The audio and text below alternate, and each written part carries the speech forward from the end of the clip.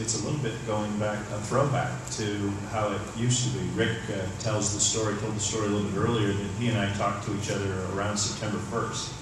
And, I jokingly said, where can I sign up? And, going to a bowl used to be about constant conversations all year and then finding the best matchup. And so that's sort of how it's reverted. The idea of submitting 3 names, I don't know where that took off or where that idea came up. That really isn't how it was. What it was like, though, is talking to all the bowls. I spent the last 2 or 3 weeks especially talking to all the bowls and then narrowing it down in the last week or so to who I thought it was most likely we might end up. And I will just say this, about 2 weeks ago, Rick Catlett from that day forward was consistent in saying he wanted the University of Iowa. He loves our tradition, our history, our fan base, Kirk's track record in bowls, etc. So from day one, he said he wanted Iowa, and fortunately today we got the invitation. Kirk, what do you know about Tennessee? Very little, other than I know Coach Jones has been there a couple of years, and I know they recruited very well. They've hit that right off the bat, the first recruiting season. And so, we're going to play a team. I glanced at their schedule, looked at scores and all that, whatever that means, to be more meaningful once we get to the tape. But it's, you're playing an SEC opponent. I know they've got good talent. I know they've got great tradition. They have a great fan following as well. And to me, it ought to be a great matchup. Yes, so what did you think of the overall process today?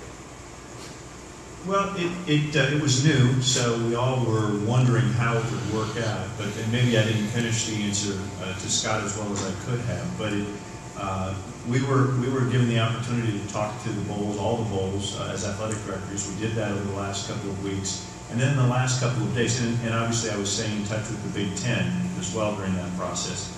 In the last couple of days, it really started to narrow down. But it wasn't until last night and yesterday afternoon when through the championships, we started to get a clearer picture, and it truly wasn't until late this afternoon that I had an absolute idea of where we were headed.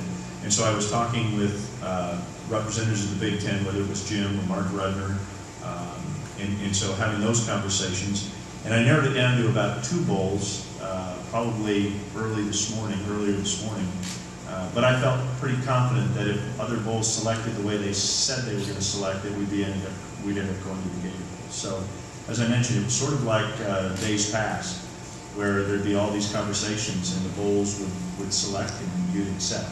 I think there was a little bit of a misnomer that there was going to be a process where we all submitted names, the bowls submitted names, and then Commissioner Delaney or somebody from the Big Ten office was going to move puzzle pieces around, and that's really not how it occurred. So you said you got to get the film. Break down the process of film, practice, and how you pace yourself over the next month.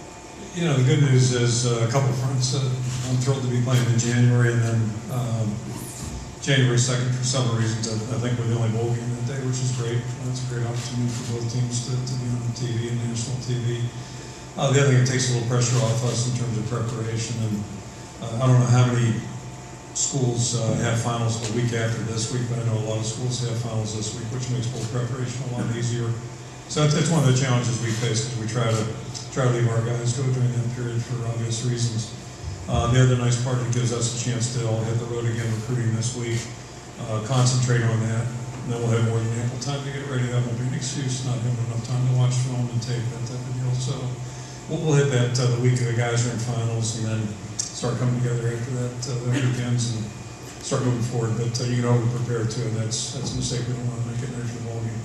What is the advantage, Coach, of the practices you get? How many practices you get? 20? I'm not sure there is a rule. I keep hearing numbers get thrown around. I've never read anything about a rule. But the value of those practices, not only to prepare your team, but to work on guys going into the spring. It's huge, and it's twofold. I got to go back and think about Alan Reisner, Mike Daniels, players that have played here before that are going along with their careers, and then all of a sudden they start emerging in December during that practice period. And, players develop at different rates, certainly, so it's an opportunity for everybody to get coached and learn our system better, get better fundamentally, that type of thing. And there are a lot of different ways to grow as a football player, but one of the best ways, obviously, is to be on the football field practicing football, and so it gives us an opportunity to do that. That's a huge advantage, something we're looking forward to. But right along with that, there are a lot of things too that we're trying to get done, and at some point our attention is going to turn strictly to, get ready for the ball game. But we've already hit the field twice, and all we're trying to do right now is just keep our guys moving, keep them in a football routine, if you will, and then we'll pick it up again here at the end of this week. Coach Gary's talked a couple times about 7-5. Tennessee, and what they run, what is in Jones's history? Yeah, Bob, I don't know specifically. I've been talking out of school, but I know at Central Michigan they were a tempo, more spread offense type football team. Cincinnati a little bit the same, and I really don't know what they're doing in Tennessee. I've not seen them on tape. We haven't overlapped at all, and really don't know much. So that's something we'll learn a lot more of here in the days ahead, and certainly in the weeks ahead. One thing I do know is he's had great success everywhere he's been. He's got good coaches. Steve Stripling, one of the guys on the staff, was in the Big Ten when I got here 16 years ago, and he's a tremendous football coach. So I'm guessing they've got nothing but quality people there. And again, I know they've recruited very, very well on top of it. So we'll have our hands full like every week, I'm sure. Mark? Gary's talked about 7-5 being unacceptable. What are your thoughts on that now? Yeah, every year is different, and I will comment on the last 2 weeks. Simple as that. We just got done doing our team banquet. I don't know about unacceptable being the word that I would use, but we're disappointed certainly with the outcome of the last 2 ball games. It's interesting if you look over the last 2 years. We were 7-3 after 10 games this year, 6-4 after 10 last year. Difference is we won our last 2 ball games, and there was a real feeling of momentum, of euphoria, whatever it may be. And this year we lost. Probably, in my opinion, we played our best football in losing effort 2 weeks ago against, I think, a very good Wisconsin football team, and then came up short in overtime against a team that won 9 ball games 8 days ago, whatever it is, 9 days ago. So just a totally different feeling, and I would say we're all extremely disappointed that we didn't win either of those games, or both of them.